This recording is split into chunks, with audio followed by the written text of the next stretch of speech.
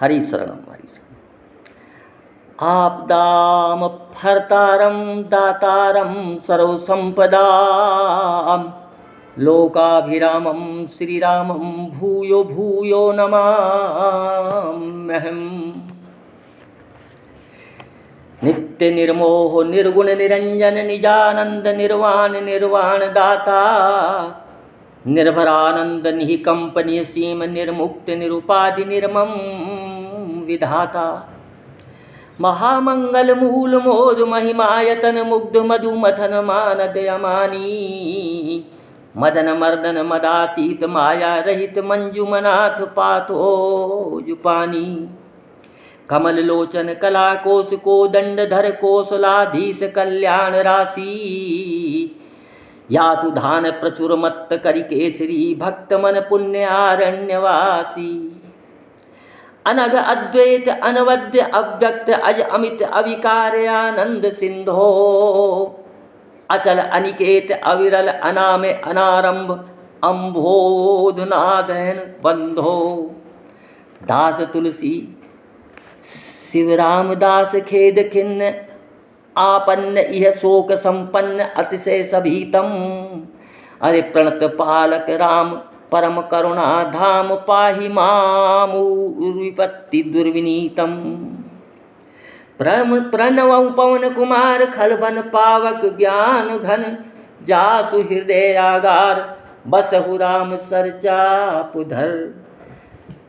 श्री राम जय जय राम श्री राम जय जय राम। इससे पूर्व के प्रसंग में कर्मों को जीव कैसे दिव्य बना सकता है उसका व्याख्या, उसकी विवेचना क्षमता और बुद्धि के अनुसार की थी। अब कर्म दिव्य कैसे हो सकते हैं? क्योंकि जीव की ताकत नहीं जो मन को वश में कर सके। भगवान की माया भगवान की कृपा से ही छूट सकती है। अति से देव प्रबल तव माया अरे छूटई राम करई जो दाया। इनकी माया बड़ी प्रबल है। एक रचई जग गुण बसता के प्रभु प्रेरित नहीं निज बलता के। प्रभु की माया प्रभु के द्वारा ही छूट सकती है, ऐसे नहीं छूट सकती। कितना ही ज्ञानी, कितना ही कर्मनिष्ठ, कितना ही व्यक्ति सबल हो जाए, लेकिन ताकत नहीं कि माया से पार पा जाए, क्योंकि माया बड़ी बलवती है, बड़ी बलवान है। सो ज्ञानिन कर चित अपहरही बरियाई विमोतिन करही। ज्ञानियों के चित्त का भी बलात् अपहरण कर कर उनको मोह में डाल देती है। इसलिए भाई बिना भगवान की शरण के माया छूट नहीं सकती। इसलिए भगवान की पहला कर्तव्य है जीव को कि जीव भगवान की अनन्य शरणागति ग्रहण करे, भगवान के सन्मुख हो। अनन्य का मतलब दूसरा कोई नहीं, भगवान ही है। भगवान से ही ममता, भगवान से ही आसक्ति, भगवान से ही संबंध, भगवान से ही सब कुछ रखे, और कुछ है ही नहीं। संसार से संबंध सबके ममता ताग बटोरी, मम पद मन ही बांध बर डोरी। हर समदर्शी इच्छा कछुनाई, हर्ष शोक भय नहीं मनुमाई। जीव ने संसार में जो ये संबंध फैला रखे हैं ना, ये मेरा, ये तेरा, ये मेरा बाप, ये मेरी पिता माता, ये मेरा भाई, ये मेरे बंधु, ये बांधव, ये मेरा ऐश्वर्य, ये मेरा मकान, ये मेरा धन, जितना में मेरे का संबंध बना रखा है ना, जीव इस संबंधों को समेट कर, सबसे संबंध हटाकर, समेटने का तात्पर्य सब जगह से संबंध हटाकर एक मोटी रस्सी बनाए, और उस रस्सी के एक छोर पर मन को बांधे और दूसरा छोर उस रस्सी का भगवान के चरणों में बांधे। तो स्वाभाविक है मजबूत रस्सी होगी और मजबूत रस्सी मजबूत खूंटे के बंधी हुई होगी, तो जिस पशु से वो रस्सी बंधी है वो पशु कहीं जाएगा ही नहीं। वही हिसाब है। सारे संबंधों को तोड़कर, सारे संबंधों को इकट्ठा कर कर रस्सी बनाकर मन को बांधकर भगवान के चरणों में बांध दे, क्योंकि भगवान के चरणों से मजबूत कोई खूंटा कहीं है ही नहीं। अब जब खूंटे पर पशु बंधा रहेगा तो वो कहीं उसके अन्यत्र कहीं जाएगा ही नहीं। अब वो कैसे बंधे, क्या हो, कैसे जीव अपने कर्मों को दिव्य बनाए, कैसे भगवान की शरण में जाए, तो भक्ति के अनेक प्रकार से वर्णन किया हुआ है। प्रथम भक्ति संतन, ये अलग नवधा भक्ति रामचरितमानस में आई है। महाभारत, इसमें भागवत पुराण में 84 प्रकार की भक्ति हो। लेकिन भक्ति है, स्वयं भगवान कहते हैं, अरे जाते बेग द्रवऊ में भाई, सोमम भगति भगत सुखदाई। जिससे मैं बहुत जल्दी द्रवित हो जाता हूँ और कृपा कर देता हूँ, वो केवल भक्ति ही है। और वो भक्ति में क्या विशेषता है, हरे सो स्वतंत्र अवलंबो नयाना, तेयाधीन ज्ञान विज्ञाना। अरे मत खोपड़ी पचा, ज्ञान में कर्म में क्यों खोपड़ी पचाता है, उस भक्ति के ही अधीन है, वो भक्ति स्वतंत्र है। अरे सो स्वतंत्र अवलंबन आना, तेयाधीन ज्ञान विज्ञाना। इतना परिश्रम करता है तू कर्म योग में, ज्ञान योग में, इससे अच्छा है सब कुछ मुझे अर्पण कर दे, मेरा अनन्य। सर्वधर्मान परित्यज्य माम एकम शरणम व्रज। सब धर्मों को छोड़ दे, माम एकम शरणम व्रज। जीव के जो धर्म हैं, ये जाति धर्म है, ये वर्णाश्रम धर्म है, ये आश्रम का धर्म है, ये उसका धर्म है, ये सब धर्म है। और परम धर्म क्या है, उस प्रभु को अपना मानना, यही तो परम धर्म है। इसलिए भगवान कहते हैं ये छोटे धर्मों को छोड़ दे, तू इनसे तेरा कल्याण नहीं होने वाला है। सर्वधर्मान परित्यज्यम माम एकम शरणम। सब धर्मों को छोड़कर केवल एक धर्म अपना, परम धर्म अपना, जो जीव का है, जीव का परम धर्म है भगवान की शरणागति। भगवान की अनन्य शरणागति जीव का परम धर्म है, और कोई जीव का धर्म है ही नहीं। तो भक्ति कर। अब इसमें आगे बताएंगे भक्ति कैसे करें। तो कहते हैं सो स्वतंत्र अवलंबन आना, तेयाधीन ज्ञान विज्ञाना। क्यों ज्ञान में परेशान होता है, ज्ञान तो बड़ा कठिन है। कहत कठिन समझत कठिन साधन कठिन विवेक, हो ये गुणाक्षर मंत्र जो पुनि प्रत्युहु अनेक। बहुत कठिनता है, कहने में कठिन, समझने में कठिन, करने में कठिन, हर तरह से कठिन है ज्ञान। तो क्यों चक्कर में पड़ता है। भक्ति स्वतंत्र है, किसी दूसरे का सहारा नहीं लेता। और जो भक्त होता है उसको प्रभु दया कर कर, कृपा कर कर, अरे भक्ति तो प्रभु के पास पहुंचा देती है, भक्ति भगवान से मिला देती है, भक्ति भगवान को सगुण साकार रूप में प्रकट करा देती है, भक्ति भगवान को भक्त की गोद में लाकर डाल देती है। भक्ति में वो ताकत है। ज्ञानी व्यक्ति बोध के स्वरूप को जान जाएगा, संसार को जान जाएगा, भगवान को जान जाएगा, संसार को छोड़ देगा भगवान को जानने पर।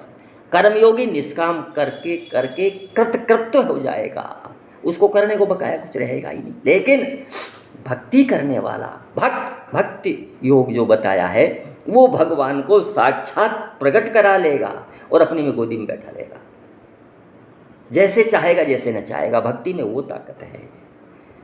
अरे भक्ति तात अनुपम सुख मूला, मिलई जो संत होय अनुकूला।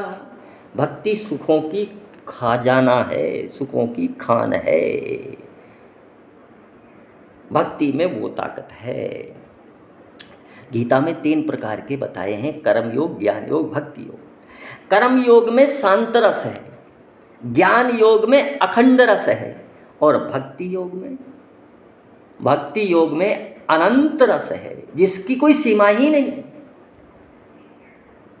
कर्म योग में जब व्यक्ति की कामना, अपेक्षा, कृतत्व, अभिमान नष्ट हो जाता है और कर्म परोपकार के लिए करता है। ये शरीर संसार ने दिया है, इस शरीर से जो भी कार्य होगा वो इस संसार के लिए होगा, उसमें कोई कामना नहीं रहती, शांत हो जाता है व्यक्ति। जब कामना नहीं रहेगी, बिन संतोष ने काम न साई, काम अछत सुख सपने नाही।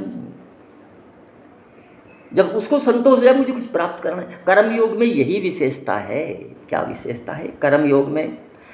हमारा कुछ नहीं है, हमको कुछ नहीं चाहिए, हमें अपने लिए कुछ नहीं करना। ये तीन बातें तो हैं कर्म योग में।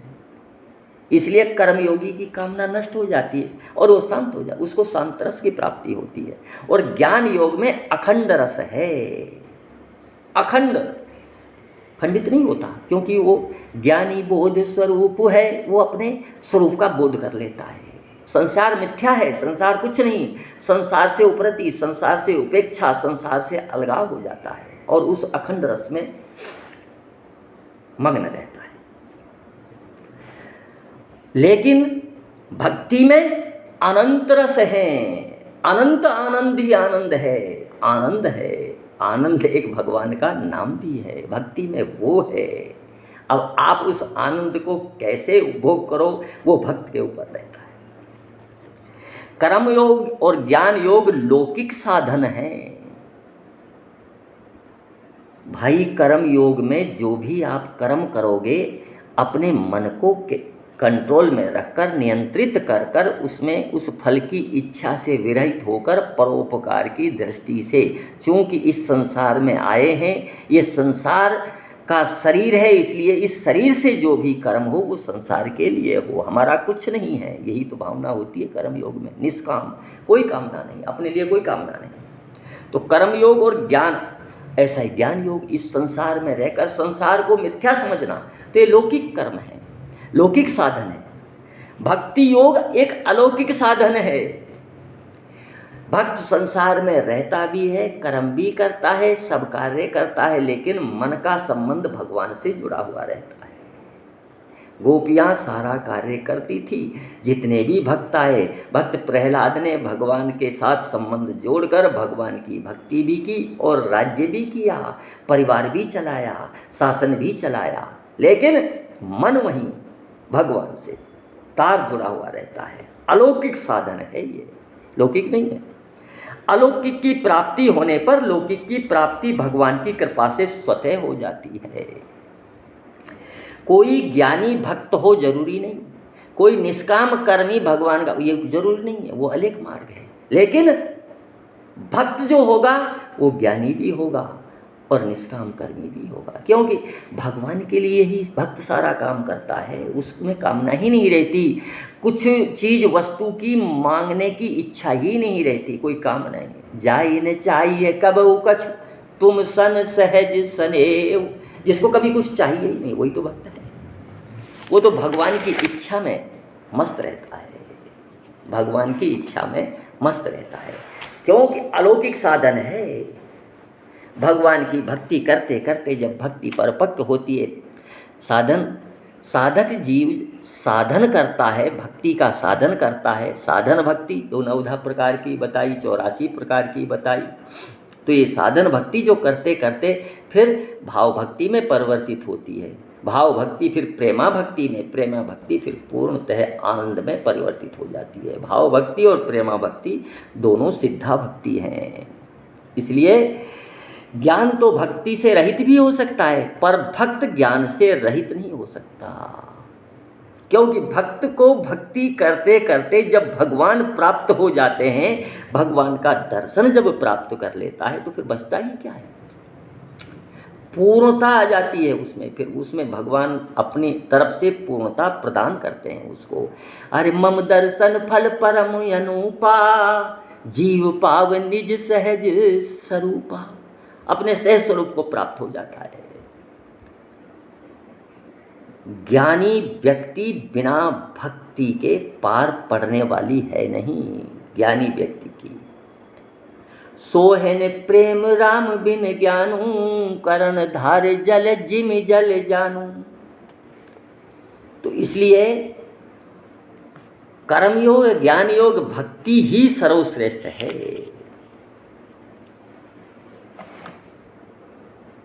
भक्ति कर कर ही जीव अपना कल्याण कर सकता है। ज्ञानी में, कर्म योग में तो खतरा रहता है पथभ्रष्ट का, लेकिन भक्त में न प्रणश्यति, भक्त का कभी नाश नहीं होता। तो भक्ति एक स्वतंत्र है और सब सुखों की खान है, सब सुखों को देने वाली है, सब सुखों को प्रदान करती है।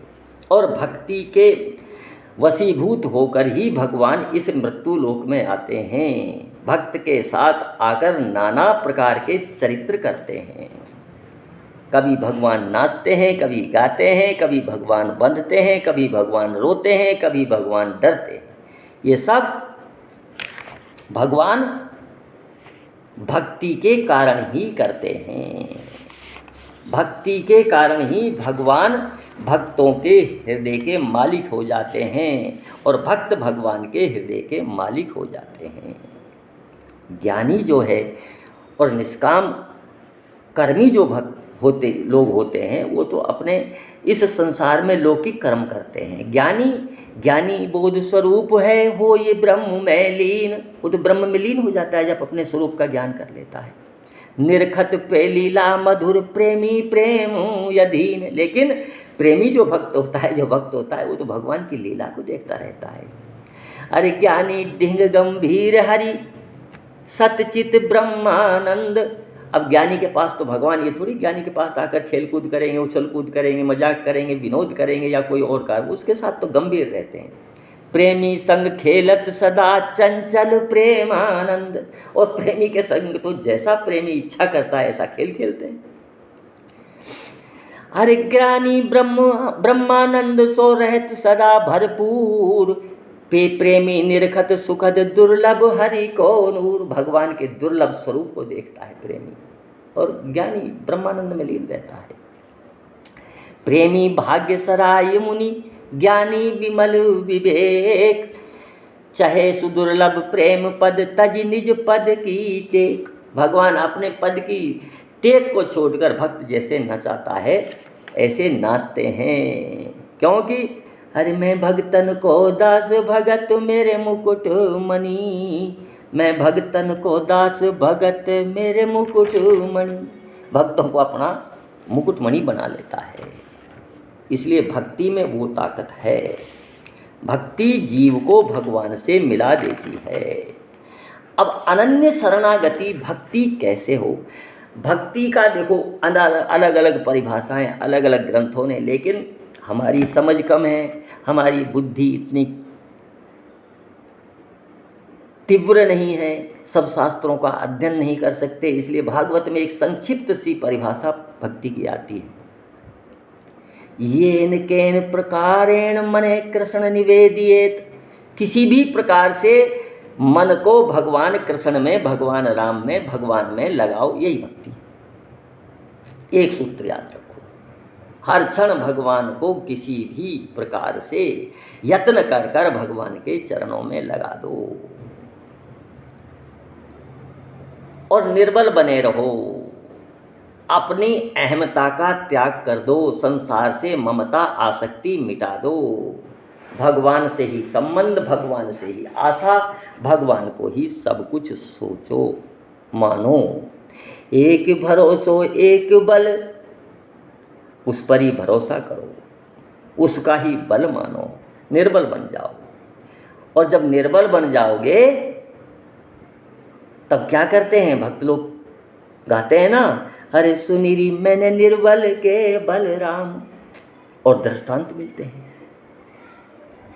भक्त कहता है मैंने ऐसा सुना है निर्बल के बलराम हैं। वो कैसे हैं? अरे जब लगी गज बल अपनो बरत्यो न किसरो नहीं काम। अरे जब लगी गज बल अपनो बरत्यो न किसरो नहीं काम। जब तक गजेंद्र ने अपना बल, अपने संबंधियों का बल, अपने पत्नियों का बल पर आशा रखी, कामना रखी, उनका आश्रय लिया, जब तक कुछ काम नहीं हुआ। और जब सब बल क्षीण हो गया, निर्बल हो गया, तब भगवान को पुकारा। जब लगी गज बल अपनो बरत्यो न किसरो नहीं काम। अरे निर्बल है बलराम पुकारो, आए आधे नाम। सुनो री मैंने निर्बल के बलराम। अंत में उस परमात्मा को पुकारा तो प्रथम नाम सुनकर ही भगवान आ गए। यही हाल द्रौपदी का था। द्रौपदी ने भी ऐसा ही किया। इसलिए निर्बल बन जाओ। और आगे फिर भक्ति कैसे करे जीव, इसकी व्याख्या गीता में आई है। अर्जुन को बता रहे हैं भगवान कृष्ण, क्या बता रहे हैं? मन मना भव मद भक्तो मद्दाजी माम नमस्कुरु, माम एव एष्यसि युक्तेव मात्मानं मत परायणे। कह रहे हैं मद भक्ते भव, तू मेरा भक्त हो जा। मन मना, मुझ में ही मन वाला हो जा। मद्दाजी, मेरा ही पूजन करने वाला हो जा। माम नमस्कुरु, और मुझे नमस्कार कर। एवं शब्द इस प्रकार, आत्मा नामम, अपने आप को युक्त हुआ, मेरे साथ लगाकर, मत परायण, मेरे परायण हुआ तू। माम यानी मुझे, एव माने ही, एष्यसि यानी प्राप्त होगा। तो अब इसमें जो बातें आई, पहली बातें आई मन मना, मद भक्तो मद्दाजी, माम नमस्कुरु, माम एव एष्यसि युक्तमेवा। मतलब इसमें ये शब्द जो आए कि मद भक्त, मेरा भक्त हो जा। तो मद भक्त यहाँ सबसे पहले गणना की मद भक्त की, तो ये इसलिए यहाँ प्रथम क्रम में इसको मद भक्तों को, मेरा भक्त हो जा। अब मेरा भक्त कैसे हो जा भाई? जब किसी वस्तु पर, किसी व्यक्ति पर जीव का विश्वास होता है तभी तो उसमें प्रेम होता है, तभी उसमें प्रेम उत्पन्न होता है, उससे लगाव होता है, उससे संबंध बनाता है। चाहे तो स्वार्थ के कारण बनाए, चाहे उसको मन को भा जाए उसके कारण लगाए मनाए। विश्वास जहाँ होता है। अब जब तक विश्वास नहीं होगा भक्त नहीं बनेगा जी। अरे बिन विश्वास भक्ति नहीं, तेहि बिन द्रवहीन राम। राम कृपा बिन सपन जीव न लह विश्राम। अस विचार मत धीर, तज कुतर्क संशय सकल। भजऊ राम रघुवीर, करुणा कर सुंदर सुखद। जब तक विश्वास नहीं होता, जहाँ विश्वास होता है वहीं अपनापन होता है। अतः मेरा भक्त का तात्पर्य भगवान कहते हैं तू केवल मेरे साथ ही अपनापन कर, केवल मेरे साथ ही संबंध जोड़। अनादिकाल से स्वतः सिद्ध मेरे साथ तेरा संबंध है। केवल भूल से ही शरीर और संसार के साथ तूने तेरा संबंध मान लिया, जबकि ये संबंध अनित्य है, नश्वर है। स्वतः सिद्ध जो संबंध है वो तो मेरे साथ है। जैसे मैं अमुक वर्ण का हूँ, मैं अमुक जाति का हूँ, अमुक आश्रम का हूँ, ये सब जीव के स्वयं के माने हुए ही तो संबंध हैं। इसलिए अब असत रूप से बनी हुई अवास्तविक अहमता को वास्तविक सत्य रूप में बदल दे। मैं तुम्हारा हूँ और तुम मेरे हो, फिर तेरा मेरे साथ स्वाभाविक संबंध हो जाएगा, अपनापन हो जाएगा, जो वास्तव में पहले से ही स्वतः सिद्ध है। संपूर्ण श्रद्धा विश्वास जो तेरा संसार शरीर में मैं मेरा तू मेरा में लगा हुआ है, मेरे में लगा, मेरा भक्त बन जा। संसार से संबंध छोड़ दे। एक भरोसो एक बल एक आस विश्वास, एक राम घनश्याम चित चातक तुलसीदास। सब कुछ मेरे को ही मान, सारे संबंध मेरे कोई बाप हो, मेरे कोई माँ, मेरे कोई भाई, मेरी कोई बंधु, मेरे कोई सहयोगी, मेरे कोई मित्र, सब कुछ मुझे ही मान। ऐसा विश्वास कर, मद भक्ते मेरा भक्त हो जा। तो ऐसे भक्ति के जो प्रक्रिया बता रहे हैं कि ऐसा कर तू, जहाँ तेने संसार में संबंध बना रखे हैं, इन संबंधों को छोड़कर मेरे से ही संबंध बना ले, मेरे को ही संबंधी बना ले। कुछ भी संबंधी बना ले, छूट है तेरे को। माँ बना ले, बाप बना ले, बेटा बना ले। ये यथा माम प्रपद्यन्ते तांस तथैव भजाम्यहम्। तू जैसा संबंध मेरे से बनाएगा ना, मैं उसी तरह का संबंध तेरे से निभाऊंगा। हरे को रघुवीर सरिस संसारा, सील स्नेह निवाहन हारा। इस संसार में भगवान के अलावा ऐसा कौन सा जीव है, कौन सा व्यक्ति है जो संबंध को निभा सके, सील और स्नेह को निभा सके। तभी तो शिव जी भगवान कहते हैं, अरे उमा राम समहित जग माही, गुरु पितु मात बंधु प्रभु नाही। ये सब स्वार्थ के संबंध हैं। या तो तेरे को ये छोड़ देंगे या तू इनको छोड़ के चला जाएगा। तेरा स्वार्थ सिद्ध नहीं हुआ तो इनको तू छोड़ देगा, और उनका स्वार्थ सिद्ध नहीं हुआ तो वो तेरे को छोड़ देंगे। एक दिन ये शरीर नश्वर है, तू कितने ही संबंध बना ले, उनकी मृत्यु पहले आ जाएगी तो वो तेरे को छोड़ के चले जाएंगे। तू मर जाएगा तो तू इनको छोड़ के चले जाएगा। ये तो संबंध स्थायी है, नश्वर है, नाशवान है, और कामना सहित है। कामना है तेरी, तेरी आसक्ति है, तेरा स्वार्थ है। ये तो स्वार्थ के संबंध हैं, अनित्य संबंध हैं। इसी से तू दुख पाता है। इसलिए मद भक्त मेरा भक्त हो जा, मुझ अविनाशी से संबंध स्थापित कर ले। इसलिए तू मेरा अंश है। जो तूने ये झूठे भ्रम के कारण संबंध बना रखे हैं, इनसे ही तो तू दुख पाता है।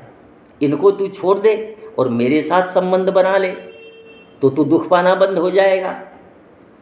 तू भी मेरे अंश में मिल जाएगा। अरे तू मेरा अंश है, मैं तेरा अंशी हूँ। ईश्वर अंश जीव अविनाशी, चेतन अमल सहज सुख राशि। सो माया बस भय भूला। माया के वशीभूत होकर तूने ऐसा कर रखा है। इन जड़ पदार्थों से जो नाशवान है, इनसे तूने संबंध बना रखा है, इसलिए दुख पाता है। क्यों दुख पाता है? जड़ चेतन ग्रंथि पर गई, यद्यपि मृखा छूटत कठिनाई। जड़ और चेतन में गांठ पड़ गई, अब ये छूट नहीं सकती। इसलिए भगवान कहते हैं कि मद भक्ति मेरा भक्त हो जा, जिससे झंझट खत्म हो जाएगा। तेरा ये आवागमन का जो झंझट है, मुझ अंशी में मेरा जो तू अंश है वो मिल जाएगा, फिर कोई चिंता नहीं है तेरे को। अब दूसरा कहते हैं मन मना भव। भाई ये संसार की रीत है, ये मन का एक कर्म है, मन की एक आदत है। क्या? मन वहीं लगता है जहाँ अपनापन होता है, जहाँ विश्वास, पहले विश्वास हुआ फिर अपनापन हुआ। पहले तो विश्वास जमाया, हाँ ये ठीक है, फिर वो उससे अपरत्व हुआ, उससे अपनापन हो गया। तो मन मना भव, मन वहीं लगता है जहाँ अपनापन होता है, प्रियता होती है, ममता होती है, राग होता है, मन वहीं लगता है। भगवान कृष्ण कहते हैं तेरा मेरे साथ जो अखंड संबंध है उसको मैं तो नहीं भूला, लेकिन तू भूल गया। और भूल मैं सकता भी नहीं, क्योंकि मेरा तू अंश है, इसलिए मैं नहीं भूल, लेकिन तू भूल गया। इसलिए मैं कहता हूँ तू मेरे में मन वाला हो जा। सबके ममता ताग बटोरी, मम पद बांध बनई कर डोरी। सब संबंध मेरे से बना ले, जोड़ ले मन से, तो फिर मैं ही केवल मात्र तेरा अपना हो जाऊंगा। मन मेरे में ही लगेगा और कहीं मन तेरा लगेगा नहीं, क्योंकि मन दूसरी जगह तभी जाता है, पहली कामना से और दूसरा भगवान को नहीं पहचानने से। अब तू कामना जब मेरे में रखेगा तो मन तेरा मेरे में ही जाएगा, और मेरे को पहचान ले कि मैं तेरा अंशी हूँ, तू मेरा अंश है। नित्य का संबंध है, स्वतः सिद्ध संबंध है। ये सारे और जितने भी संबंध हैं अनित्य हैं। ये तूने तेरे अपने बनाए हुए हैं, तेरे मन ने बनाए हुए हैं। मन तेरा जड़ है, चेतन नहीं है। मन, बुद्धि, अहंकार ये सब जड़ हैं, इंद्रियां ये सब जड़ हैं, और जड़ वस्तु जड़ की तरफ ही भागेगा। इसलिए तू इनके पीछे मत जा। देह, गेह, परिवार, इनका अभिमान, इनमें अहमता, इनमें ममता, इनमें आसक्ति, इनकी कामना तू छोड़ दे और मेरी शरण में आ जा। मन मना भाव, मन को मेरे में लगा दे। दूसरा भक्त। अब तीसरा कहा है मद्याजी, मेरा पूजन करने वाला हो, अर्थात तू खाना पीना सोना जागना काम धंधा करना आदि जो भी कुछ क्रिया करता है वे सब की सब मेरा पूजा के रूप में ही कर। सब क्रियाओं में मेरी पूजा को देखो। जितने भी कर्म होते हैं दो प्रकार के होते हैं। लौकिक कर्म जैसे जीविका चलाना, व्यापार करना, और संसार के जितने भी कर्म ये लौकिक कर्म होते हैं। अध्ययन करना, व्यापार करना, खेती करना, ये सब लौकिक कर्म है। शरीर के कर्म ये सभी लौकिक कर्म हैं। दूसरा होता है पारमार्थिक कर्म। जप, ध्यान, पाठ, पूजा तथा कीर्तन, श्रवण, मनन, चिंतन, ये सब पारमार्थिक कर्म उसमें कर्मों में आते हैं। इन दोनों प्रकार के कर्मों को अपने सुख आराम आदि का उद्देश्य नहीं रखकर, चाहे लौकिक कर्म कर चाहे अलौकिक कर्म कर, अपने सुख की कामना मत कर कि ये मैं कर रहा हूँ और मेरे लिए कर रहा हूँ, यानी मैं कर रहा हूँ ऐसी अहमता भी मत रख, और मेरे लिए कर रहा हूँ इनका फल मुझे मिलेगा, मैं इनका फल भोगूंगा, ये कामना भी मत कर। दोनों चीज़ों को हटा दे। निष्काम भाव एवं श्रद्धा विश्वास से केवल भगवान के लिए भगवत प्रत्यर्थ किए जाएं तो सब त्वदीयर्थम कर्म हो जाते हैं। यानी भगवान के लिए ही सारे कर्म, त्वदीयर्थम कर्म, गीता में एक शब्द आया त्वदीयर्थ। त्वदीयर्थ भगवदार्थ होने के कारण उनका फल सत हो जाता है। क्योंकि पहले अभी विवेचन में बताया कि भगवान से निष्काम होकर, भगवान की अनन्य शरणागति होकर भगवान के लिए जो कार्य किए जाते हैं या भगवान को जो कर्म समर्पित कर दिए जाते हैं वो दिव्य हो जाते हैं, सत हो जाते हैं। अर्थात सतस्वरूप परमात्मा के साथ संबंध होने से परमात्म स्वरूप हो जाते हैं। जितने भी कर्म करोगे मध्याजी, चाहे पूजा करो, भजन करो, अपने शरीर को चलाने के लिए कर्म करो कोई भी, लेकिन भगवान के लिए ही करो। भगवान भक्त खाते भी हैं, पीते भी हैं, बात भी करते हैं, चलते भी हैं, फिरते भी हैं, लेकिन सब भगवान के लिए करते हैं। उनका अपना कुछ है ही नहीं। भगवान ने एक दिन अच्छा खिला दिया तो भगवान को शुक्रिया, भगवान ने एक दिन उपवास करा दिया तो भगवान को शुक्रिया, भगवान ने दुख दे दिया तो भगवान को शुक्रिया, भगवान ने सुख दे दिया तो भगवान को शुक्रिया। उनकी अपनी स्पृहा, अपनी इच्छा कामना कोई होती ही नहीं है। अर्थात उस कर्म से परमात्मा की प्राप्ति हो जाती है। यहाँ कर्म की विषय, अब भगवान की ये कह रहे हैं भगवान मुझे ही प्राप्त होते हैं कर्म, लेकिन अब यहाँ दूसरी एक मामला और फंसता है कि क्या भगवान की प्राप्ति ऐसे कर्मों से होती? नहीं नहीं नहीं नहीं, भगवान की प्राप्ति कर्मों से नहीं होती। क्योंकि भगवान साधन साध्य या कर्म साध्य नहीं हैं, वे तो भाव साध्य, प्रेम साध्य हैं। किंतु परमात्मा के संबंध से कर्मों में ये विशेषता आई, क्योंकि क्रिया कर्म तो हुए किंतु भाव और उद्देश्य में परमात्मा का ही मुख्यता रही, परमात्मा की ही विशेषता रही, परमात्मा की ही प्रमुखता रही। वास्तव में कर्म में कुछ भी विशेषता नहीं है। इसलिए गीता में भी कहा है सिर्फ उसके उद्देश्य में, उसके भाव में, उसमें ही विशेषता है। कर्म कोई भी करो, हनुमान जी ने कितनों का मर्डर कर दिया, कितने मार दिए, लेकिन उनका उद्देश्य, उनके भाव क्या थे? क्या फल मिला? कोई बंधन मिला क्या कर्म से? नहीं मिला। अर्जुन ने युद्ध में कितनों को मार दिया, लेकिन एक यही माम एकम शरणम ब्रज, शरण में चला गया, स्मृति जो भ्रंश हुई थी वो पुनः प्राप्ति हो गई, मोह नष्ट हो गया, ईश्वर को ईश्वर मान लिया, और उसके जैसा, उसकी शरण में जैसा उसने कराया, उसके निमित्त, वो तो निमित्त था, उसने कराया, उसको जो अच्छा लगा उसने कराया, कुछ भी करा। मैं तेरा हूँ, ये शरीर तेरा है, ये मन तेरा है, बुद्धि तेरी है, इंद्रिय तेरी है, अब तू जो कुछ कराना चाहे करा, मैं करने वाला रहा ही नहीं, अहमता रही नहीं। और अहमता नहीं, कर्तृत्व अभिमान नहीं रहा तो फिर कर्म का बंधन कैसे होगा? नहीं हो, नहीं हुआ अर्जुन को, हनुमान जी को नहीं हुआ, मार दिए, कितने मार दिए। तात्पर्य है कि जो ऊंचे से ऊंचा भोगों को, स्वर्ग आदि भोग को भी न चाहकर केवल परमात्मा को चाहता है, वे सब सत बन जाते हैं। सत, वो कर्म सब सारे सत बन जाते हैं। कामना युक्त जो कर्म किए जाते हैं वो कर्म तो फल देकर नष्ट हो जाते हैं, पर उस परमात्मा के लिए किया हुआ साधन कर्म नष्ट नहीं होता, प्रत्युत सत हो जाता है। तो ये क्या हुआ? मध्याजी, जो भी कर्म कर, चाहे लौकिक कर चाहे पारलौकिक कर, मेरे लिए ही कर। अबे माम नमस्कुरु, मेरे को नमस्कार कर। इसका तात्पर्य ये नहीं है कि मेरे को नमस्कार कर औरों का निरादर कर, ऐसा कदापि नहीं है। इसका कहने का भाव है मेरे पर ही श्रद्धा रख, आदर तो सभी का कर, पर आश्रय मेरे में ही रख। इसको समझने की दृष्टि से ऐसे समझा जा सकता है, पत्नी शादी होकर पति के पास आ गई, यानी अपनी ससुराल में आ गई। शादी किससे हुई? पति से हुई। लेकिन वो पत्नी पति के भाई का, पति के माँ का, पति के बाप का, पति के और संबंधियों का, सब रिश्तेदारों का आदर करती है, सम्मान करती है, सत्कार करती है। ऐसा नहीं कि उनको दुत्कारे या उनका अपमान करे, सबका सम्मान करती है, लेकिन आश्रय, आशा, विश्वास अपने पति पर ही रखती है। अच्छा बुरा, भला बुरा, दुख सुख सब अपने पति को निवेदित करती है।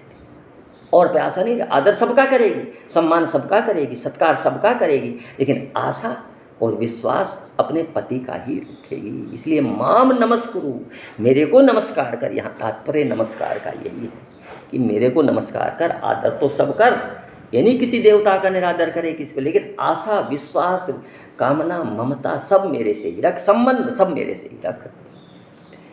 अर्थात मेरा जो कुछ अनुकूल प्रतिकूल सामान्य विशेष जो विधान हो उसमें तू परम प्रसन्न रहे। ऐसा नहीं अच्छाई के लिए मेरे से संबंध रखे।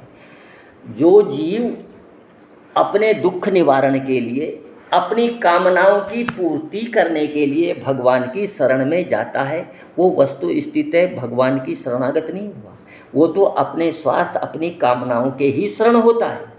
क्योंकि भगवान के कारण भगवान के पास इसलिए गया कि हमको कामना पूर्ति करानी है, हमको दुख निवृत्ति करानी है, इसलिए हम तो उन दुख सुख कामनाओं के ही शरण गए, भगवान के शरण नहीं गए। भगवान को नहीं पहचाना, किसी से सुन लिया हाँ वो गणेश जी, वहाँ के हनुमान जी संकट निवारण हैं, संकट मोचन हैं, वहीं चलकर उनकी आराधना करेंगे। तो वो तो शरणों कष्टों के ही शरण में गया, भगवान की शरण में थोड़ी गया।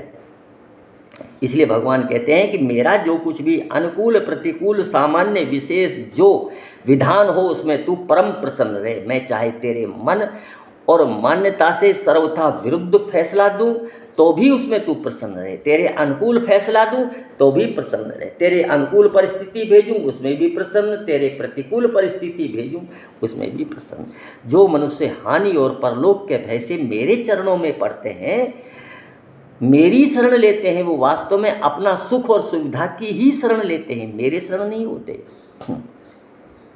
किसी से कुछ भी सुख सुविधा पाने की इच्छा होती है तो वे सर्वथा मेरे शरणागत कहाँ हुआ। कारण कि वे जब तक कुछ न कुछ सुख सुविधा चाहता है तब तक वे अपना कुछ स्वतंत्र अस्तित्व रखता है, स्वतंत्र अस्तित्व मानता है। और मेरी शरण में तो भैया अपने अस्तित्व को मिटाना पड़ेगा, अपने लिए कुछ है ही नहीं। जो कुछ मैं कृपा कर कर, सुख में भी कृपा, दुख में भी कृपा, दोनों में कृपा समझ, मेरी कृपा दोनों में समझ, उसको कृपा की अनुभूति मान कर जो करेगा तो वही मेरी शरण में होता है। वास्तव में मैं मेरे चरणों में पड़ा हुआ वही माना जाता है जो अपनी कुछ मान्यता न रखकर मेरी मर्जी से अपने मन में अपने मर्जी को मेरी मर्जी में मिला देता है। अरे जाई न चाहिए कबऊ कुछ तुम सन सहज सनेव, बसऊ निरंतर तासु मन सो राउर निज गे। जिसको कभी कुछ चाहिए ही नहीं और सहज से, अर्थात सुख दुख दोनों में कृपा समझ, मेरे विधान को लेकर नहीं किंतु मेरे को लेकर अब जो सुख दुख जो तेरे पास आ रहा है उसको कृपा या अकृपा मत समझ। मेरे विधान को लेकर कि मेरा हित सर्वोपरि वही कर सकते हैं, उनके अलावा मेरा हित कोई दूसरा कर ही नहीं सकता। चाहे वो दुख दें उसमें भी हित, चाहे सुख दें उसमें भी हित, चाहे अनुकूल रखें प्रतिकूल परिस्थिति दें, कैसे में भी रखें, वो मेरा हित चाह रहे हैं।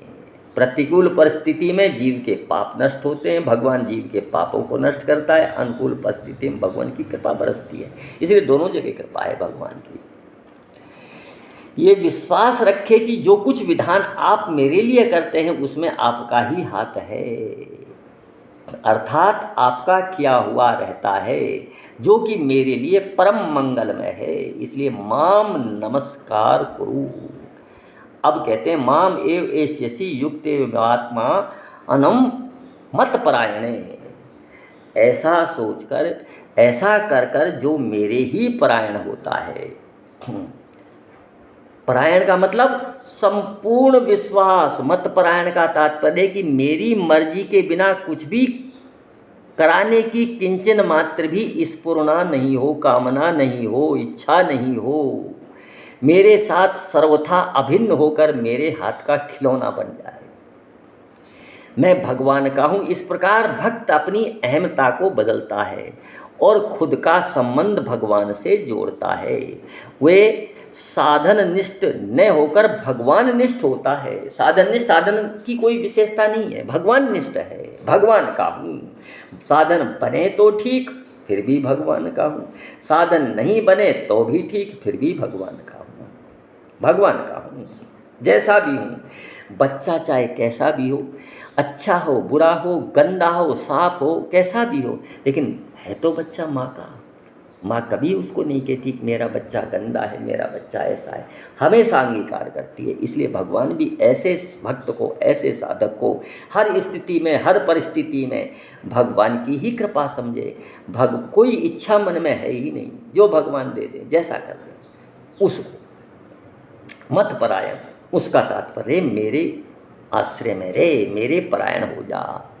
इसलिए उसका संसार के संबंध का त्याग करना नहीं पड़ता, प्रत्युत वह स्वतः छूट जाता है, भगवान छुड़ा देते हैं। कारण कि वर्ण आश्रम जाति योग्यता अधिकार कर्म गुण आदि का भेद होने पर भी ये सब आगंतुक हैं, पर स्वयं के साथ भगवान का संबंध आगंतुक नहीं है, बल्कि अनादि नित्य और स्वतः सिद्ध है। भगवान श्री राम कहते हैं कि मेरा दास होकर जब तू मेरी शरण में ही आ गया, मेरी शरण में तेरे को विश्वास हो गया, मेरी शरण में पूरी तरह आ गया और फिर मेरा दास हो गया, और फिर किसी अन्य मनुष्य देवता से आशा रखे तो वो तेरा शरण में रखना सार्थक, शरण में आना सार्थक नहीं। मोर दास कहाए नर आशा, करइत कहू कहाँ विश्वासा। फिर तूने विश्वास ही कहाँ किया मेरे ऊपर। इसलिए भगवान ने अपने को संपूर्ण प्राणियों की आत्मा में स्थित बताया है। अतः यहाँ ये स्थित होता है कि जो भी तेरा हित होगा, जो भी तेरी भलाई होगी, मेरी जिम्मेदारी है। कोई बुराई तेरी कर ही कैसे सकता है, कोई तेरा अहित कैसे कर सकता है, क्योंकि सब आत्मा में मैं रहता हूँ। और जब मुझ पर तेरा पूरा विश्वास है तो मैं तेरा अहित कैसे कर सकता हूँ।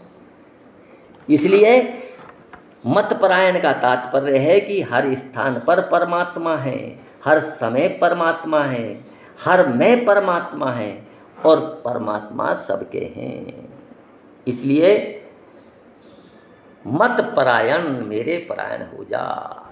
तो भक्त इस प्रकार जीव भगवान की भक्ति कर सकता है, ये गीता में आया है।